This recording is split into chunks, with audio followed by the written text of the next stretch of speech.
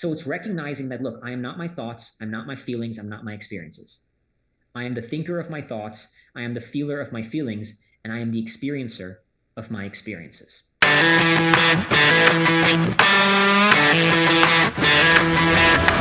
You're listening to the Building Men Podcast with Dennis and Anthony Miralda, brothers on a mission to help you become the strongest version of yourself, mentally, spiritually, emotionally, and physically. What's up, brother? What's happening, man? How you doing? I'm good. I'm really excited for our guest today.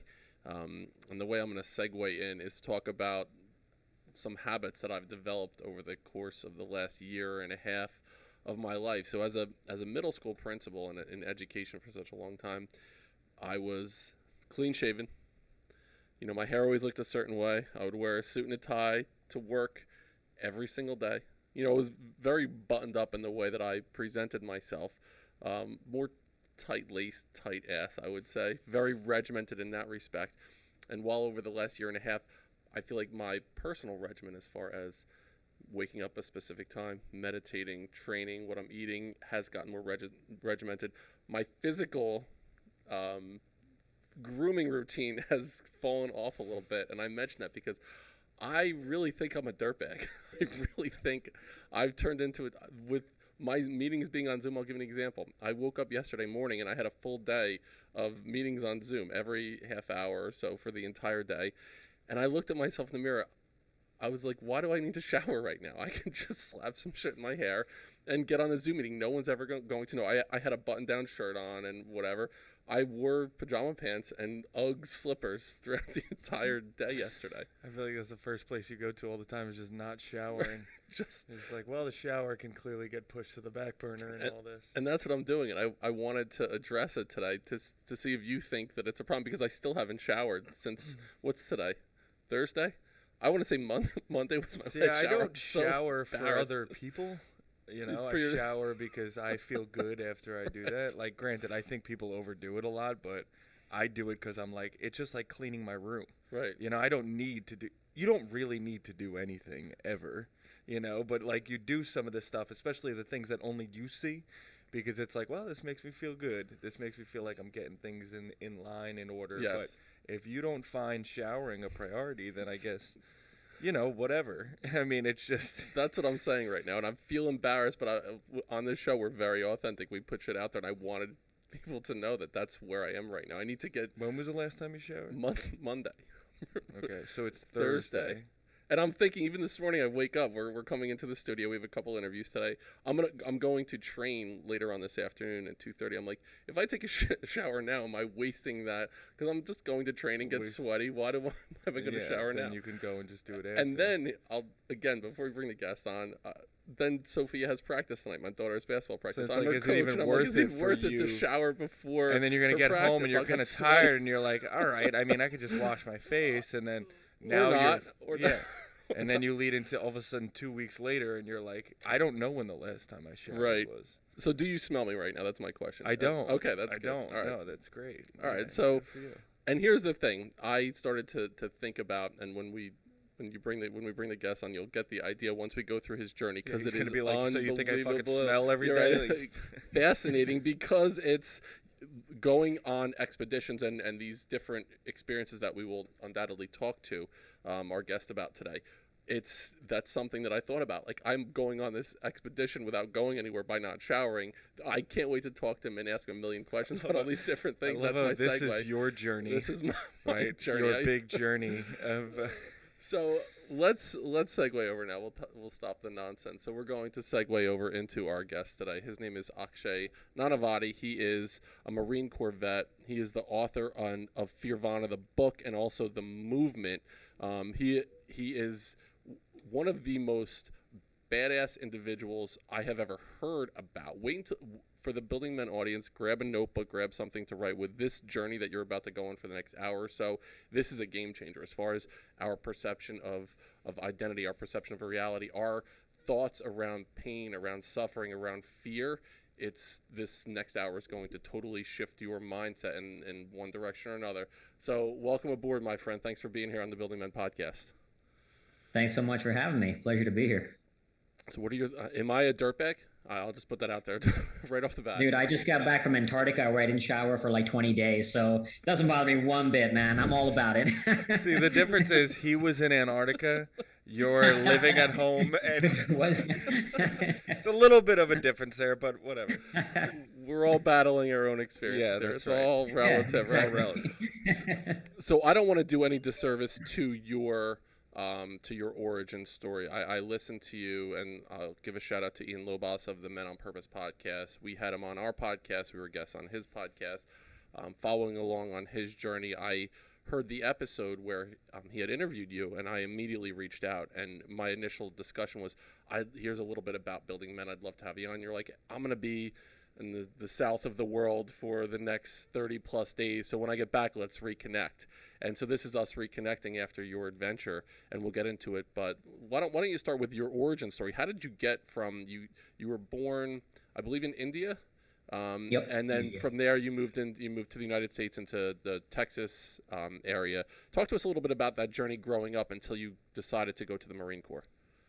Sure. Yeah. As you said, I was born in India. I moved around a lot. I moved from Bombay to Bangalore to Singapore to Austin. So by the time I was 13, I had lived in 4 different cities in 3 different countries. And the beauty to that, I was very worldly. I kind of, even to this day, I don't feel like one country is my home. I'm, part of the world. But the sort of challenge to that, which led me down a dark path for a minute, was I was very adaptable. But being adaptable, especially as a young child, when you don't know your path, you're very impressionable. So I got into a group of friends, and I take responsibility for my actions as an adult, of course, and even looking back, I take responsibility for my behavior. But as a young child, you're very impressionable to your environment. So I got into a group of friends where soon after moving to Austin, Texas, got very heavily into drugs, into alcohol, into this world of self-destruction. I used to cut myself. I still have these scars on my arm, burning myself. I got like this burn on my arm, very self-destructive. I lost 2 friends to addiction and was kind of heading down that path myself. I've always been the kind of person, whatever path I choose, I will go all out. And at that point in my life, drugs was my vehicle of expression, so I pushed pretty hard. But thankfully, I got out of that world. It was the movie Black Hawk Down. Y'all ever seen that movie? Yes. Yeah, that movie was the trigger that changed my life. Watching these men, especially that one scene where Medal of Honor recipients Gary Gordon and Randy Sugar, they volunteer to go to the ground to set up a defensive perimeter, knowing that thousands of armed enemy personnel are heading their way, but they volunteered anyway, not knowing when reinforcements would arrive, to protect one of their fellow soldiers. And ultimately, they died. And the man they died protecting is still alive today, Michael Durant, because of what they did. And that just triggered something in me about the nature of the human spirit, the kind of courage that it would take for a human being to sacrifice their lives for somebody else like that. And I remember after watching that movie, I read the book Black Hawk Down and just started devouring book after book after book on military and life in combat, and almost overnight stopped doing drugs and enlisted in the Marines. That was the transition from there, from this very self-destructive dark world to now a path of meaning, of purpose, of serving something greater than myself. It took me about a year and a half to get into the Marines because I have flat feet, I have scoliosis, I have a blood disorder that 2 doctors told me would kill me in boot camp. So I had to get medical waivers, which took a little while to get, but finally, I mean, the only reason they let me in because it was a post 9/11 world. So here's a young dumb Marine who wants to be a grunt, So Yep. like we'll take all the bodies we can get, and that's what got me into the Marines and out of that path. And the Marines was the birth of everything that is Fearvana today. And I can't wait to talk to you about that birth of Fearvana. But to backtrack slightly, we do work with young men that are trying to figure out their path in life and their journey, and I'm fascinated with the idea of nature versus nurture. That's just something as an educator, as an administrator for years, I was always thought, are they born with this? Are they born with this genetic makeup that they're predestined to act in a specific way, or is it the environment, how they're raised, how they're socialized? In your situation, you mentioned that you fell in with a group of kids in Texas, and they were using drugs, they were abusing alcohol. Based on your experience, you got there, and that was the group of friends you fell in with. If you fell in with a group of friends who were into polka dancing and selling cookies do you think you would have gone in that direction, or was there something in you that was going to be addicted to that growing up? No, it's something I've thought a lot about. My parents have asked me because I had great parents. I didn't have an abusive childhood, traumatic childhood. I couldn't have asked for a better life. My parents always gave me great education and kind of good, like Indian parents are notoriously bad for overprotecting. And my parents weren't the extreme as some other Indian parents that I know, but like very, very good life basically. So point is, it wasn't sort of traumatic. I wasn't running away from a traumatic childhood or anything like that. But when I look at my life and now even the level of knowledge based on years of research and studying neuroscience, psychology, spirituality, I would venture to guess, I haven't put my brain in a brain scan, but I would venture to guess that there is some sort of dopamine miswiring in here. And they've actually shown that that's people who have kind of like, I forget how they call it, but something wrong with their dopamine receptors, they're more prone to addiction. And just the nature of the life that I live now, I would venture to guess that there's some sort of dopamine miswiring in here that has me more prone to that world, to that kind of extreme edge and addiction. But at the same time, the brain is plastic, right? We are not victims to our nature. We can change the brain, and that's a neuroscientific fact. That's not an opinion. That's just a complete fact. Now, obviously, as a child, I didn't know all the things that I know now, right? So to your point, like I've always, like, my parents have asked me, what could we have done differently that you wouldn't have gone down that path? Had I, let's say, gone into mountain climbing, rock climbing, ultra running, all the things I do now, I more than likely would have gone deep into that world as like earlier than now. At the same time, I probably would not have joined the Marines and gone so ham into that edge. So no regrets. But I do think that had that exposure, because when I grew up in India, like, I didn't know the things that I do now. I didn't know that was a thing. Like, I didn't grow up with outdoor sports. I grew up in big cities my entire life. I didn't know rock climbing was a thing. I hadn't seen snow till I was 13 or 14 the first time. So I wasn't like some of my polar buddies who were born into cross country skiing when they started walking. You know what I mean? That wasn't me. So I do think some exposure would have transformed my path. And at the same time, so it's a combination, I think, of nature and nurture that led me to it. And now I'm ultimately transcending my nature, or at least constantly at work at it, to create who I want to be. And I will certainly get back into that idea of the neuroplasticity in our brain and how our brains are wired. I want to make sure that I close the loop with your experience in the Marines. So you mentioned this was post 9/11 world that you were joining Marines. Coming from your descent, your Indian heritage, did you meet an experience in the Marines where you felt that there was extreme racism? We are now fighting wars with people that look more like you, right? And so was that part of your experience in the Marines? Not even 1%. Wow. Like, we joked about it a lot. Like, when we were in Iraq, once we found all these IEDs, so they were like, dude, Nanavati, go get a picture like you're making bombs, because I was the terrorist in the group. So I mean, it was never in like reality. Like, we joked about, but like in the Marines, we joke about, we play up the stereotype of every race. The white guy we make fun of, the black guy, the Mexican guy, I was the terrorist. So we play it. All of that was just completely just in joke and humor. And in fact, it was almost like a plus. I remember in boot camp, where you rarely, if ever, get compliments, a drill instructor started talking to me and found out, because I wasn't a U.S. citizen when I enlisted. I was only a green card holder. And he actually praised me. He was like, I love it, man. You're doing more for this country than many Americans are, So, and I'm not sort of, that was him saying that to me. Right. So it was almost like a badge of honor in some ways that I got praised for, that I was joining and serving this country that in many ways wasn't even mine at the time, right? Like, I wasn't even an American when I first enlisted. And you went into the Marines, and not only did you go there and go through boot camp, you were the top of the class. You stood out amongst your peers in the Marines. So talk to us a little bit about that experience.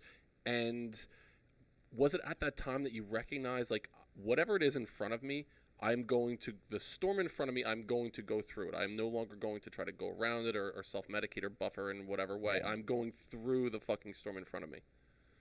I wasn't physically the fittest guy when I went into boot camp. I certainly wasn't nearly as fit as I am now, because I had just come out from a world of drugs. Inevitably, I wasn't that fit, right? So in boot camp, I wasn't super fit. But in infantry school, I graduated as the honor graduate of my class in infantry school, and came out as a lance corporal instead of a private first class. Because in the Marines, although I wasn't even like the fittest in boot camp, I thrived mentally. Like, the Marines taught me the beauty of adversity, the beauty of going to war with yourself and finding out who you are in the process of that battle. Because only when you go to war with yourself can you really tap into something within yourself to discover your ability to transcend that suffering, to transcend that pain. And as I said before this, I'd lived a fairly comfortable life. I didn't know the depths of suffering. And the Marines taught me that. And God knows I could not be more grateful for it, because that was the birth of everything I am today and everything I do today, And so I thrived in there. Like, I absolutely loved the suffering. I absolutely loved, and it wasn't the suffering so much, because the suffering is the means, not the purpose. The purpose is the transcendence of the suffering. The purpose is who you discover within yourself, and ultimately what the human spirit is capable of when you face adversity. And the only way to know that is when you face it. You can't know that by reading a book. Not that there's obviously anything wrong with reading a book, but reading a book, listening to podcasts, anything like those things can give you spark moments, can give you ahas. But you got to play in the arena. You got to go to battle to figure out who you are, to figure out what the human spirit is capable of. And that's what the Marines like birthed that in a way almost became a new addiction, that desire, that drive to continue my quest to explore the human soul. And after joining the Marines is when I got into outdoor sports. I got into rock climbing, mountain climbing, cave diving, skydiving. I mean, you name it. Nature kind of became my playground to explore the limitlessness of the human potential. But it all started when I went into boot camp.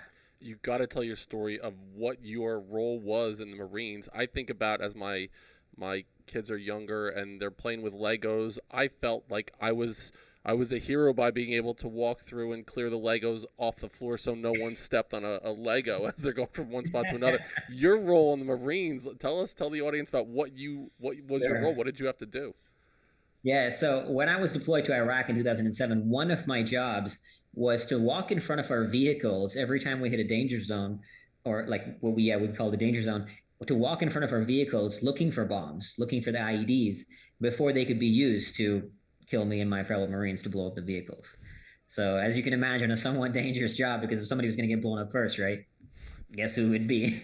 Legos, bombs, Same right? thing. It's all same thing. You understand exactly what I mean. Showers at home being in our game. That's what I'm gonna try to make. I'm gonna all the regular stuff that we're doing on a regular basis. So we're like the same people here. The same exact thing, Exactly. right? You get it. All right. So now you come out of the Marines and you're on this journey, but you talk very candidly about your experience with post-traumatic stress. First of all, I'm hoping you could go into that a little bit, and the difference between post-traumatic stress disorder and what you talk about is post-traumatic stress growth. Mm-hmm. Yeah, so when I came back from Iraq, I struggled with this world, with life in the normal world. And so I wanted to go back to war every chance I could. I was volunteering to go back to Iraq, to Afghanistan, but at this point, the wars were kind of dying down. So when I got out of the Marines, or right as I was leaving the Marines, I decided to go to get my master's in journalism so I could go back to war as a combat journalist. I just wanted to return to, this sounds very paradoxical and crazy, but to the peace of war. There's a kind of strange peace and simplicity that comes from life at war. And when that opportunity did not present itself, I slowly but surely, it wasn't instantly after coming back, but over time, I went deeper and deeper into this pit of darkness. I started drinking, drinking one day a week became 2, became 3, became 4, became 5. And as I said, when I do anything, I'd go pretty all out. So we're talking at a point in my life where I would drink a 750 milliliter bottle of vodka a day. And this would go on for binge drinking for days on end. And it was one morning when I woke up after one of these binge sessions, and I couldn't take it anymore. I couldn't take this pattern of drinking and sobering up, drinking and sobering up. And I was seconds away from picking up a knife and slitting my own wrists. And that was kind of rock bottom, as you can imagine. That began my rise out of that abyss. It wasn't a smooth rise, but that was the moment where I began that climb. And so I started going deeper into neuroscience, into psychology, into spirituality, initially just to kind of find my own way out of the darkness, but obviously it led me on this deeper path to figure out, how do we all navigate human suffering? And so, as you mentioned, when I was going down this place, at one point I was seeing a VA therapist, and I was diagnosed with post-traumatic stress disorder. And as I started researching all this stuff myself, after hitting rock bottom, I realized that there's a distinction between post-traumatic stress and post-traumatic stress disorder. Those are not inherently the same thing. They are different. And we have come to associate them as the same thing. But the problem is, when we attach the word disorder to post-traumatic stress, it becomes our self-identity. So for example, I struggled with survivor's guilt when I came back from the war. I was very jumpy with loud noises. I did not like crowds. And these were all, I was told, symptoms of post-traumatic stress disorder. But the fact of the matter is, I was jumpy with loud noises because my brain learned to associate loud noises with death. I spent 7 months in a war zone where loud noises meant you could die, a bomb, right? So inevitably, my brain was more hypervigilant. My consciousness was more aware than the average person, because that's just a survival mechanism. That's what the brain does. It looks at how to keep you alive. So the point is, it wasn't a disorder, quote unquote. It was a normal human response to war. That's just as a survivor's guilt. And it's not just veterans who go through it. Anybody who loses somebody, especially if you really lose someone you love, and the circumstances obviously, or it depends on certain circumstances, but we ask ourselves, why them? Why not me? Survivor's guilt is just a normal human expression of love. And I've started to reframe my experiences and say that post-traumatic stress is not indicative of post-traumatic stress disorder. It's, yes, I had post-traumatic stress, but how I viewed it, my response to the post-traumatic stress, can either lead me down a path of disorder or growth. And by attaching the word disorder to it, as so many of us do, it becomes a self-fulfilling prophecy. And there's actually a great study on this. Dr. Martin Seligman, he's one of the leading researchers in the positive psychology movement. He went into the West Point Military Academy and he asked the cadets, how many of you have heard the word post-traumatic stress disorder? And like 95% of people raised their hand. He then asked them, how many of you have heard of post-traumatic growth? And it was something like 5%. And the point is, we've created a paradigm, not just for veterans, but in society, that trauma equals disorder. And that's not inherently true. Adversity, trauma, suffering, pain can equal growth. And if that becomes our paradigm, that becomes our mental model of the world, that becomes its own self-fulfilling prophecy. So I started to reframe my views on not just trauma, but any kind of suffering. And that is the essence of what I do with Fearvana. And it has actually the most important skill to master in the human experience, because ultimately, what is it we seek, right? We seek happiness, fulfillment, inner peace, whatever words you want to use to define this thing we seek. At the bottom of all this, the superficial goals, right? Why do I want a family, a car, money, house? You get to the core of it, and it's some version of that. And we're going to suffer in the human experience.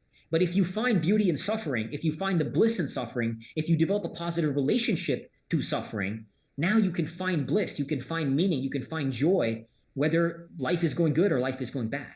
And that's why developing a positive relationship to suffering is the fundamental and the most important human skills, because it will help you transcend whatever pain you go through in life, and it'll help you find bliss in the day-to-day content of the human experience. And that's what I started to do with post-traumatic stress, and that's what I now do in every context, from the words like fear, suffering, stress, adversity, pain. All these words have a very negative connotation. Nobody hears them and think of them as positive. And my mission is to reframe that. For myself, I've developed a very strong comfort zone with suffering, which is why I go to Antarctica for 20 days and do the things that I do. But now the mission is to kind of help others do the same. And it all starts with our constructs around how we view it. A lot of it is the words we use when we speak to ourselves. I am sad. I am depressed. I am anxious. Fill in the blank after that. And you are identifying, you are attaching that experience to who you are, the human being that you are. So many of us do that.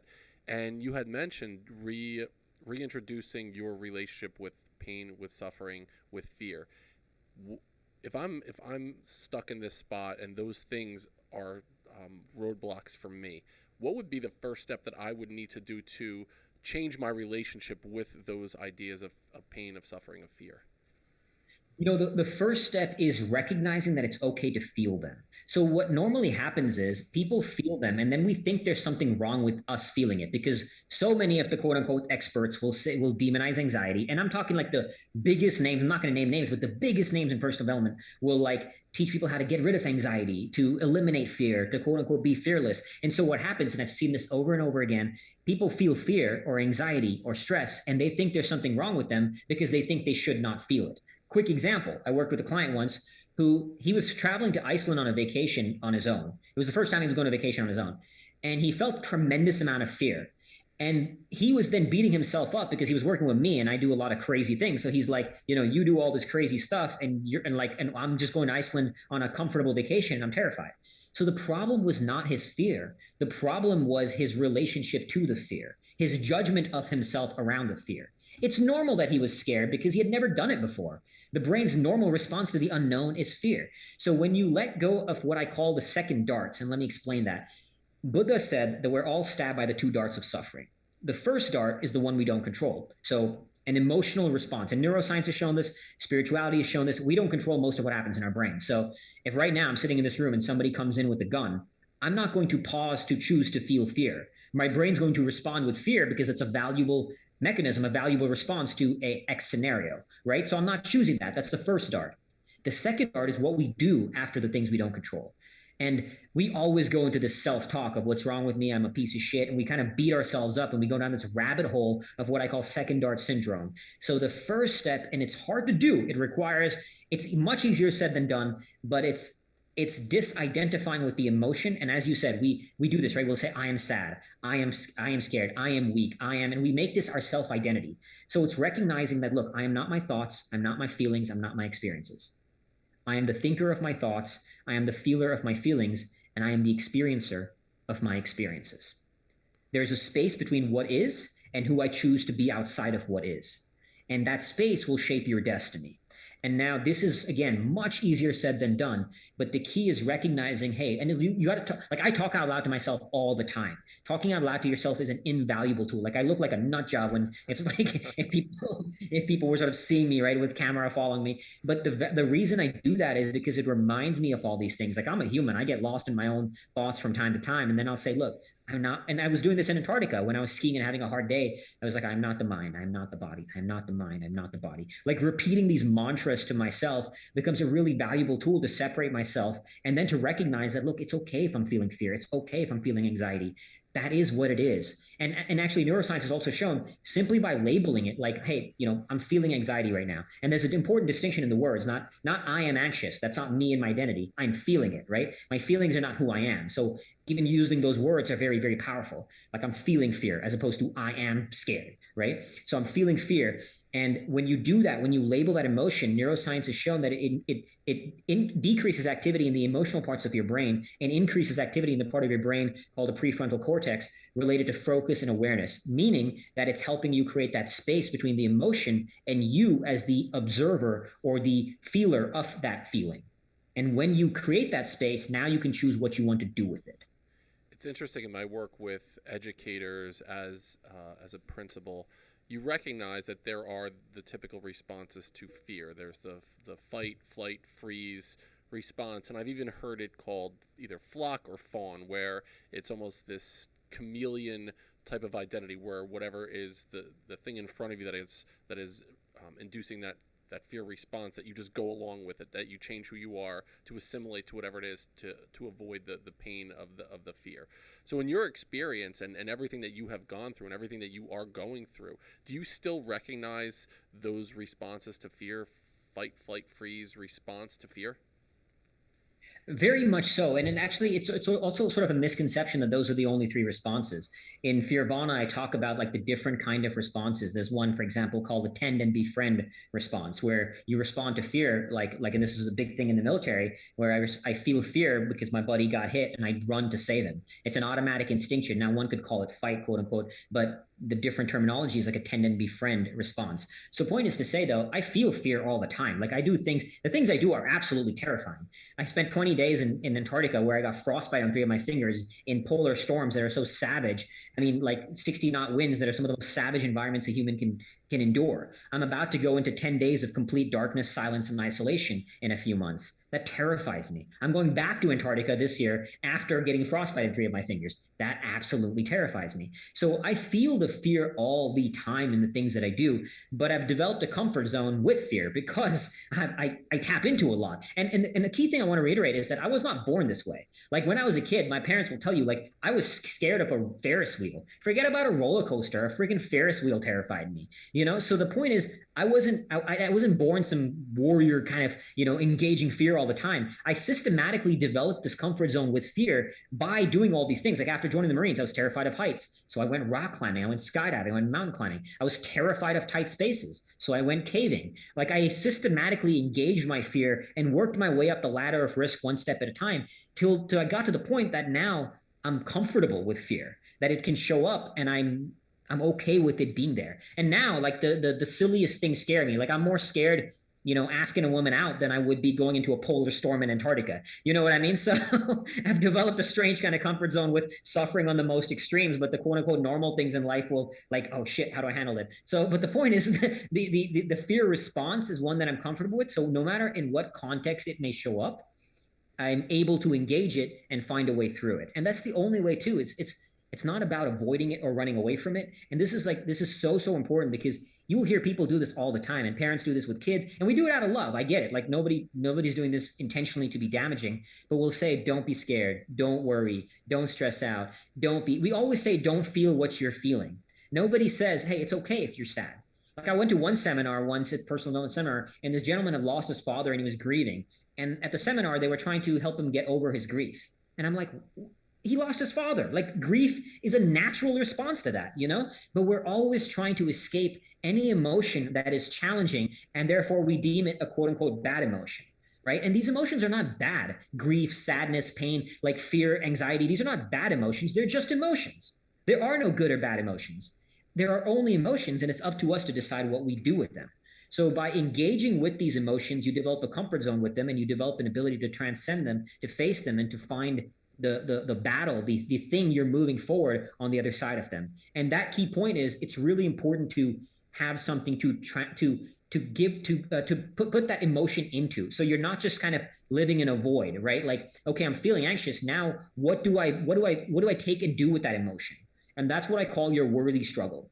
Like we all need a worthy struggle. You can call it your path in life, meaning, whatever it may be. I call it a worthy struggle because like having passion for what you do is a good thing, but especially with younger generation, when you say follow your passion, it often conveys this idea that if you love what you do, it'll never be a day of work in your life. You know, it'll be sunshine, rainbows, and unicorns, and that's fucking nonsense. Like I love what I do, but it's work, man. And so the point is, that's why I call it your worthy struggle. You will struggle, but is it your worthy one? Is it the one worthy of who you are and who you want to be? It doesn't have to be climbing mountains or going to Antarctica or doing the things I do. What's your worthy struggle? Find that, embrace it, and become obsessively pursue mastery at that craft. And so when you do face suffering, suffering becomes a part of that adventure on the pursuit of your worthy struggle, as opposed to a barrier to what you think you seek. Before we get into that idea of the worthy struggle, I want to get into the idea of fear again. First thing I'm thinking is it you go the action dispels the overwhelm, where I will take this step, I'll start climbing the rock, I will go into the cave and face the fear, I will start doing it and then overcome and become that person? Or am I saying, I am the person who can climb the rock, that I can get into the cave? So is it the identity that comes first, or is it the action that comes first that will cause the identity to follow? Love that you asked that question. That is a fantastic question. It's a bit of both. So you can start with shaping your identity through self-talk, through visualization, to getting clarity, through journaling, through meditation. All this kind of inner work and reflection for sure can help build the muscles to face that fear. And I do all of that as I'm preparing for Antarctica, visualizing, meditating, all of those kind of things to reinforce my self-identity. But ultimately, belief is built on a battlefield, which means you can talk to yourself all day, but unless you go into the arena, whatever your arena may be, you are not going to really know how you can handle that scenario. So building that self-identity is valuable to help you set foot in that arena and to give you the weapons to kind of face whatever demons you will confront in that arena. But you have to go to war to really know what your ability to transcend that suffering. And that will then rebuild, that will then like enhance and really ingrain that identity that you have now chosen to become, right? That's when it'll ingrain. And then inevitably, and it's a cyclical process, right? You don't magically do one thing and now you're sort of good and you've solved all life's problems and you're evolved and it's done. You will reach one new arena, one new awakening, one new step in your evolution, and then there's another one, then there's another one. So it's this cyclical process of action and awareness. You take action, you gain some new awareness. And this is also really important, that, and this is something I didn't used to do in the past. When you go into these arenas, when you play on these edges, whatever your edges may be, it's invaluable, arguably necessary, to come back and reflect on it. In the past, I would just jump from one edge to the edge, to the next, to the next, to the next. Now I take some time to reflect on it, to consolidate those lessons, to ingrain those lessons, to help them rebuild my identity into the next version of myself, and then take that awareness into the next arena, into the next one, and the next and next and next, so on and so forth. So it's a dance between awareness and action, and you've got to play on both edges. Both have their purpose and both are necessary. So now I'm a parent of a young man or woman that's going through a difficult challenge in front of them, or I'm a high school, college kid that's listening to this podcast right now, and there's something that I'm afraid of. There's fear in front of me. I've said it to my own kids, and you had mentioned people say, don't be afraid, don't be scared. What should I be saying? What's the piece of advice that I would give to my kids when they come to me and they say, I'm scared about the game that's coming up. I'm scared about this presentation that I have to do. What piece of advice should I give to my kids? So first off, kind of, it's okay. Hey, like normalize the fear that it's okay that you're scared. There's nothing wrong with it. Like don't beat yourself up for feeling that fear. And then like you get like a one way to handle the fear, to face the fear is often to do what an exercise called the Toyota 5 Whys, where you ask, why are you scared? And they'll dig a little deeper. So when I did this, when paradoxically writing my own book on fear, I was terrified. So I would write because I would ask myself, why am I scared? Well, people will think it's shit. Why does that scare me? People will judge me and think I'm stupid. Why does that scare me? Maybe I am stupid. Why does that scare me, right? Maybe I'm not who I think I am. And you ask deeper and you kind of get to the root core cause of it. And then you can bring to the surface the awareness of the fear. And this is not going to make the fear go away. The key thing is when you're talking to your kid, it's like, look, the fear is not going to go away. Great, you're scared, and it's normal. The greatest athletes in the world all have fear before they step into their respective battlefields. And you'll hear a ton of athletes talk about it over and over again. So kind of give them those references, right? Like, hey, Tom Brady feels fear before he steps into the arena, and fear is fuel. So you're helping them reframe that fear, that it's not about getting rid of that fear. Use your fear. How can you use that fear as excitement? Why are you scared? I'm scared because I might lose. Hey, great. It's reframing it that I might lose because I give a shit about this game. Fear is a sign that I give a shit. Like if I was not scared with writing a book, I would have just wrote something and put it out there. Who gives a shit, right? But because I was scared of writing a bad book, I wrote a much better book. I must have trashed like 100,000 words worth of work. I put in months and years worth of work, but I ultimately wrote a book that, I'm not saying this with any sort of ego, but was worthy of being endorsed by the Dalai Lama, right? Like because I was scared, my fear fueled me to write a better book. So you can give them stories and references about how fear can be fuel. And then in their own mind, when they start feeling fear, they will look at it not as this thing to run away from, not as this thing to quote unquote be fearless, but hey, this is awesome. Like my fear is a sign that I give a shit. It's a sign that this matters to me. It's fuel to become a better warrior. Like warriors feel fear. In Marines, we used to say, if somebody tells you they're not scared, they're either lying or they're fucking insane. Like fear is absolutely necessary to confront war, because even on a neurological level, it's like the fear and excitement as two sides of the same coin. So when the fear response happens, it increases focus, it increases adrenaline. It gives you the necessary tools within it, like evolutionary and biologically, to face the battle you are facing. So you're helping them reframe it. And then you're also looking at like tools like visualization. What's on the other side of that fear? Why does this matter to you? So if I'm scared of playing this game, why does it matter to you that you win? Not just like, why am I scared, but why does it matter to you? Like I'm scared of going to Antarctica. So why should I face that fear? Right? So knowing the why, knowing your motivation, knowing your drive can give you fuel to move through the fear. And none of these things is going to make, and this is very, very important to reiterate. Often when I say these things, people think, okay, if I do any of these things, the fear will go away. It's not, or it may, but more than likely it won't. The fear will still be there. These are just tools to face the fear, to move through it, to step into it as opposed to running away from it. And another really valuable sort of weapon in the arsenal of engaging fear is thinking about the fear of inaction. Like when I wrote my book, and often sometimes I would procrastinate, it took me like 2 to 3 years to write that book. I would inevitably, what helped me finish it is the fear of, I would literally visualize this, imagining myself dying on my deathbed, never having shared this message with the world, never having shared my core essence of who I am. So the fear of consequences of inaction can be an extremely powerful driver, so you tap into that. Like you ask your kid, like, would you rather just sit around doing nothing? And this, you have to kind of tap into their belief system, their values a little bit, right? To understand. If the kid like says yes, then you got a problem. But if the kid is like this driven athlete already, you're tapping into that and you kind of know that. And you're saying, like the fear of consequences of inaction for me, of dying without ever having written this book, was so much more terrifying and so much more horrific than the struggle I would have to endure of actually writing it and putting the book out there. And so those are some tools to kind of navigate that fear and to use it as fuel. Absolutely. And if you're listening, go back and re-listen to that again and take notes on that specific idea. You mentioned the Dalai Lama had endorsed your book. Do you think his friends call him like, is it just a llama? Is he Yo Lam? Does he have a nickname? D-Lam. D-Lam, right? So now I want to go back into, you had mentioned you were basically trying to kill yourself. You were moments away from slitting your wrists, and from that point, you've created this movement, Fearvana. It's a book. It has its own like solar system around it. This whole idea of looking at fear and reframing the way that we look at fear, the way we look at pain, the way that we look at suffering. So how did you get from that point to where you were at this low of your life to where you are now? Take us on that journey. Yeah.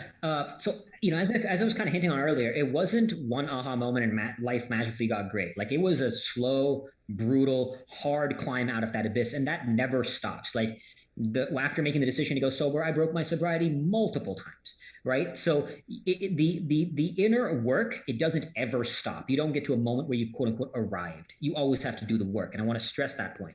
So it was a slow grind out of that abyss. But I started going deeper into studying neuroscience, reading hundreds of books, studying psychology, studying spirituality, putting it to work, finding my worthy struggle. For me, it became ultra running and these adventure sports, knowing that I want to now share it with others. Often one of the most powerful weapons in transcending your own pain is like looking at your life in service of others.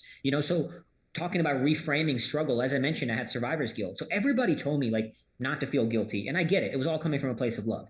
And, it's not your fault. And rationally, I got it. You can't control what happens in war. Bullets fly where they fly. Bombs explode where they explode. You can't control that. But rationally, I may have understood that the nature of war, but emotionally, it didn't change the fact that I felt guilty, that I should have died instead of my friend.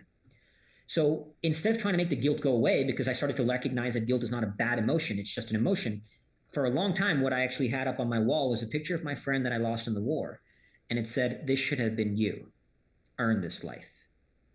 And my guilt became my ally. My guilt became my fuel to live this life in a meaningful way, to do something valuable with it and not waste it downing liters of vodka, to make this life worthy.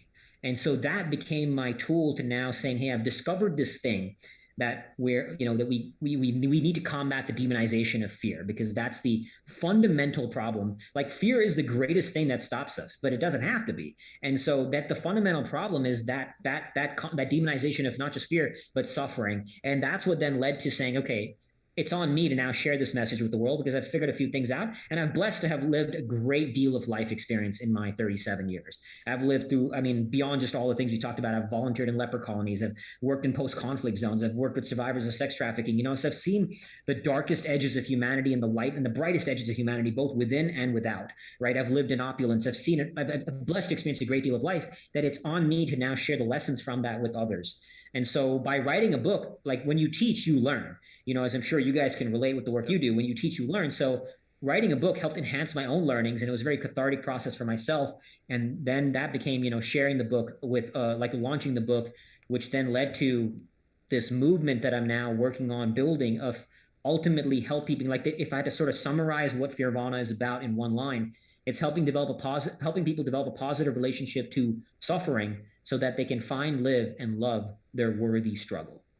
And that's what we're now doing, like fear and nirvana, right? These two seemingly contradictory ideas that are in fact complementary, and helping people transform their suffering into an experience of bliss. And once we do that, life is, what more could you want, right? You find everything.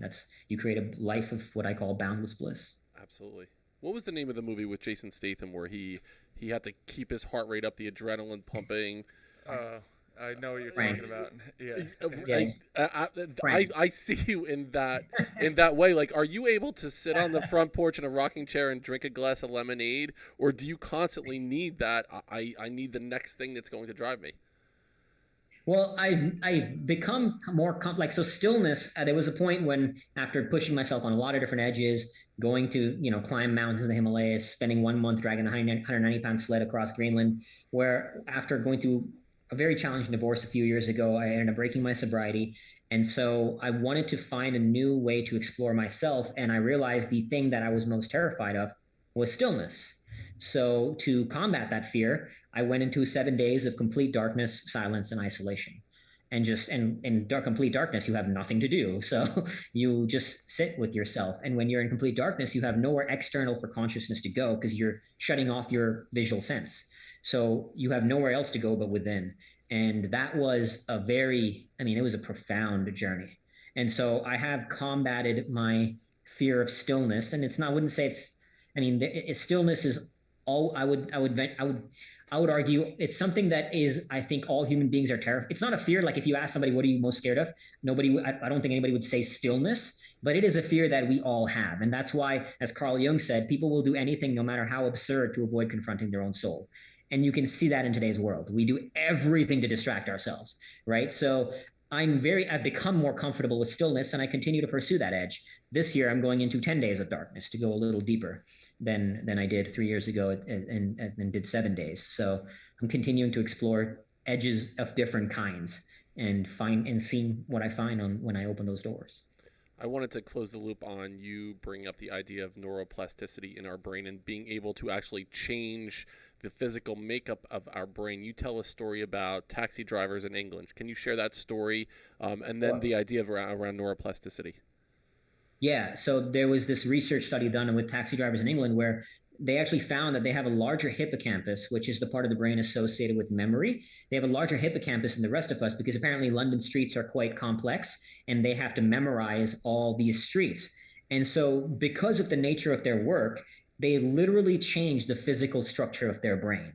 I mean, physically, it looked different than other people. And the impact of this, I mean, it's huge when you really think about it. Like, we can change the physical structure of our brain, and therefore by changing the physical structure of our brain, we are changing our consciousness, our mind, and our identity, right? Because think about it as two separate entities. There's the brain, which is the physical thing, right? The physical thing in your skull, and then there's the mind, which is consciousness. And the mind affects the brain as the brain affects the mind. So because they had to think differently than the rest of us, they had to memorize these complex streets.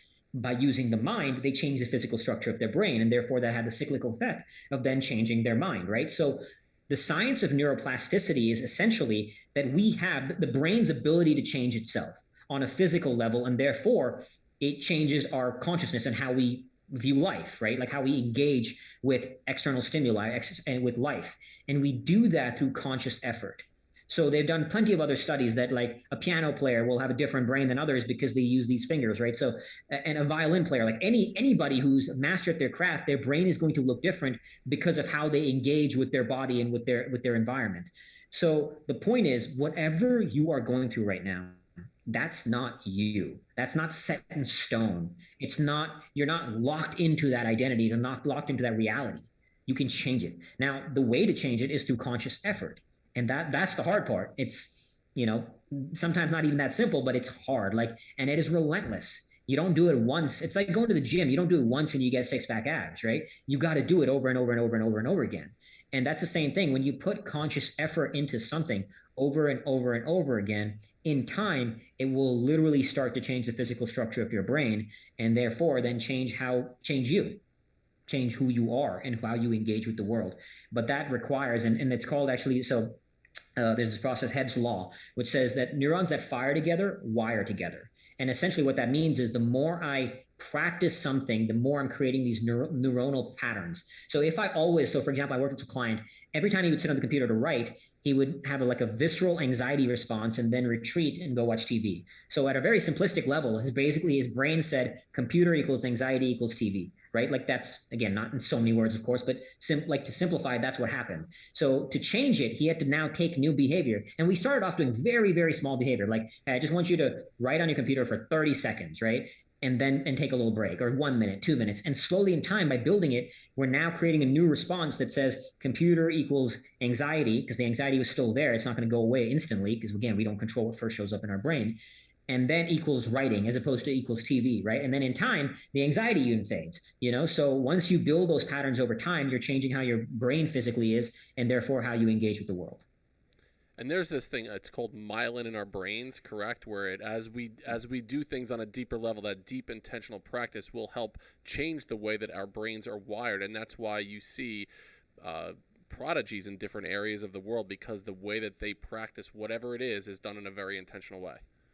Yeah, the myelinization of those neuronal wirings, it essentially ingrains it to make it more concrete, to make it a part of your behavior. And that's how habits are formed, right? You do something enough, it becomes you, and it becomes your reality. And what an unbelievable epiphany when you realize that you are able to change the way that the physical structure of your brain is made up by your thoughts, and the two impact each other. Your mind impacts your brain impacts your mind.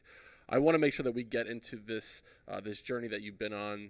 When I found your page and understood the journey that you were going on after listening to on a podcast, I started to follow along on your Instagram page, Fearvana Instagram. And so you were in Antarctica, and you were there for a short period of time in preparation for the next longer journey. So talk to us first about the experience you were just on, and then a lesson that you learned that will help prepare you for the next time that you're going there.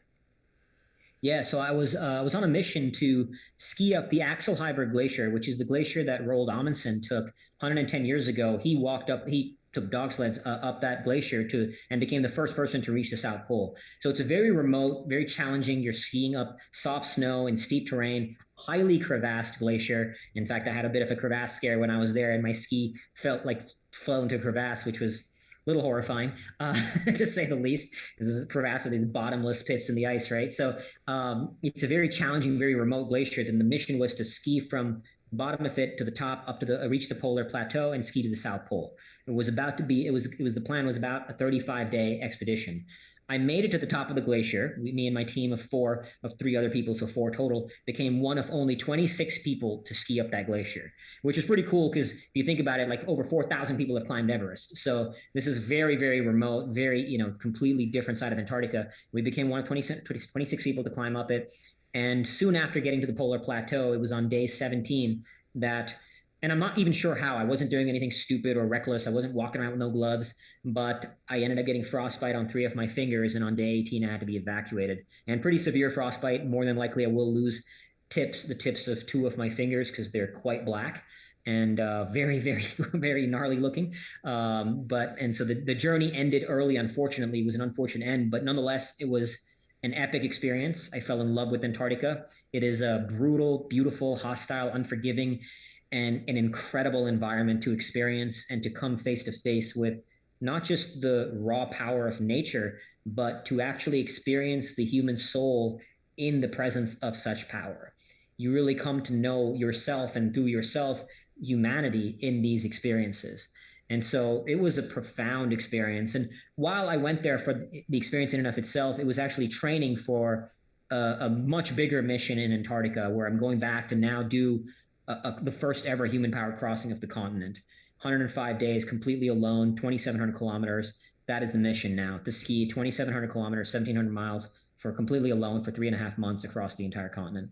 And I'm now training and building up my capacity for that. It is a feat that a man dubbed the world's greatest living explorer called probably impossible. The odds of failure are far greater than the odds of success on this feat. And so the training for it is daunting. And this year's Antarctica was to get a feel for Antarctica and the life out there. Although I've done polar exploration before many times in Norway and Greenland, I'm continuing to build my skill set. And so it was a great training ground. I learned a ton about not just polar exploration, but we were kind of talking about this earlier about changing the brain. Like in Antarctica, everything you do has consequences, and there's immediate consequences to that world. So if you set up your tent wrong, if you take off gloves, there's consequences. You get, there's severe consequences. And so, how I bring that into this world is to constantly remind myself that everything I do here in this world also has consequences. But in this world, the consequences are delayed, meaning that let's say I wake up every day and check Instagram, right? I'm going through it and I'm going through Instagram, Facebook, like no big deal. Like let's just say I spend 5 minutes. It's not the end of the world, right? But what it's doing is it's shaping your brain. It's shaping your brain repeatedly over time, getting you hooked to these kind of dopamine jolts that is changing how you interact with the world and changing how your brain is conditioned to interact with the world. And so these little things have consequences, but in this world, the consequences are delayed. In Antarctica and worlds that are that hostile, the consequences are immediate. So it was a great learning for me that I bring back into this world, beyond the technical skills of actual polar exploration, which I will bring back to Antarctica this time, is that and I'm constantly repeating this mantra to myself, that everything you do has consequences. Even if you won't see the consequence tomorrow, it does have consequence. It's shaping your brain, it's shaping your identity, it's shaping your mind. So you better be fucking aware of what you're doing and who you want to be. And so that I repeat that to myself all the time. I'm thinking back to my experience in high school. The book was called To Build a Fire. I believe it was John Steinbeck that wrote the book. Not 100% sure. But basically, the idea was he was alone in the wilderness, and he knew he was going to die unless he built a fire. So that was his mission, was to build a fire. And as he's doing it, he's reliving his life and going through all the decisions that he made, everything that he did right and wrong throughout the course of his life. And he finally gets the spot built, and he gets the fire lit. And then what happens is the fire starts to smoke, and it starts to rage, and he doesn't realize that he built the fire underneath a tree, and it melted the snow, and it put out the fire. And that was it. Now he's dead. Basically, he's going to die of exposure at that point. And I thought about that because of every single decision that you made, like you said, has this could potentially be a fatal consequence. So how do you keep your mind sharp in those moments, knowing that your mental senses will be dulled because of the cold exposure, understanding that every single thing you do is a life or death experience for you? I mean, Antarctica, I didn't go into this expedition, like even to do it, you have to prove your mettle. Like you have to have a pretty significant expedition background to show that you are capable of doing this. They don't just let any clown go do something like this, right? So I worked my way up to that point that I could handle, and I thrived out there. And I say this with no ego, but I absolutely thrived out there, mentally, physically, spiritually. I crushed it. So that came with practice, with training, with being in other environments, with doing smaller expeditions. I mean, I was dragging tires for up to 8 hours a day, these two brutally heavy truck tires, dragging them all across in a park in Phoenix, running ultramarathons, just training like an absolute savage, the body, the mind, the spirit, doing mini polar expeditions to get myself ready and acclimatize to that environment that now, you can throw anything, the world can throw anything at me, and I will maintain a state of calm because I've developed practice through a lot of training to be the eye of the storm. And what I mean by that is when I was training in Vermont last winter, I would literally go out into winter storms, and practice being calm in the storm to be the eye of the storm. And a great tool I always use is mantras. Like I would just talk to myself, like I would do cold river dips in a winter storm in Vermont. Brutal conditions. Like I was almost killed by a falling tree in these storms because I was the only idiot out there in that storm, So I was literally like 10 feet away from being killed by this falling tree. I've had multiple experiences where I'm on the verge of death like that. But point is, by putting myself into storms, I've practiced being the eye of the storm and being the centered calm, being still in the face of chaos. But that comes with practice. I brought the garbage cans in without a jacket on last week. I'm Nice. So I get it. Overcast. I get it. I get it, man. I get where you're coming from. When is the next expedition? When will that happen? The Darkness Retreat is in May, and then the next expedition after that is in October of this year. I'm doing a 22-day ski crossing of the Patagonian ice cap, and then I'm going back to Antarctica for a 30-day solo expedition, for a mini solo expedition as kind of training for next year's big one. So I have many expeditions, and I'll be going back to the Arctic. I was supposed to go to the Arctic for a month in March, but that got nixed because of my frostbite, and the recovery is a lot longer than I anticipated. Right. So I'll be going to the Arctic for about 4 to 6 weeks next spring as well. So I have a bunch of expeditions lined up for the next 2 years. Tremendous. Brother, any final thoughts? Yeah, I mean, you gave us a lot of information, and I think our audience can take any of that in whatever direction they want and use it and apply it into their life immediately. But if you could kind of narrow it down, this might be tough, but one thing that they could take and start utilizing today after listening to this podcast. One thing to do, it's kind of a summary of everything that I've been saying is, and my core mantra out of all my mantras is suffer well. Suffer well. So after listening to this, put yourself in an experience where you're going to go to war with yourself, where one party is going to want to quit and the other is going to want to fight. One of the greatest tools to do that is exercise. Barring serious physical issues, almost anybody can do that.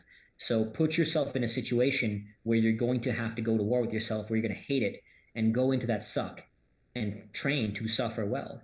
The more you do that, the more you build yourself. And that's how confidence is built. Confidence is built by successfully surviving a risk, by going to war with yourself and rising on the other side of that. So the more you do that, the more you become someone who will be better than the older version of you. And that's how you keep evolving and keep growing and keep taking your life to the next level. So practice suffering, train in suffering, and suffer well. This has been an unbelievable hour on this podcast. We truly appreciate you being here. I'm gonna take a shower tonight. I'm gonna throw that out there right now. I'm gonna step into my uncomfort. It worked. It worked. These little victories along the way. Where can the Building Men audience find you? How do we follow along on this unbelievable journey? You can find me on Instagram at Fearvana. That's the social media platform I'm most on, and fearvana.com. That's Fearvana. And the book is available on Amazon and Kindle, paperback, Audible. 100% of the profits go to charity as well, and we support many beautiful causes all over the world. So anywhere there, you can find me. And to the Building Men audience, the first person that sends an email to buildingmencoach@gmail.com with the title The Eye of the Storm will receive a free copy of the book. We'll send you a free copy of that book if you send us an email, Eye of the Storm. So listen, this has been an unbelievable journey. We truly, truly appreciate for the Building Men audience. Find us on Instagram, building.men, buildingmencoach@gmail.com is the email. Our website is buildingmen.io. Check out our sponsors, Finish the Race Apparel, FTRapparel.com, and Become Stronger Industries. They are the makers of handmade steel maces. Also, our Hero's Journey Men's Retreat, April 28th through May 1st, is coming up shortly. So reach out to us for more information. Thanks so much for listening, everyone. Go a step further than you thought you can go. We'll see you next time on Building Men.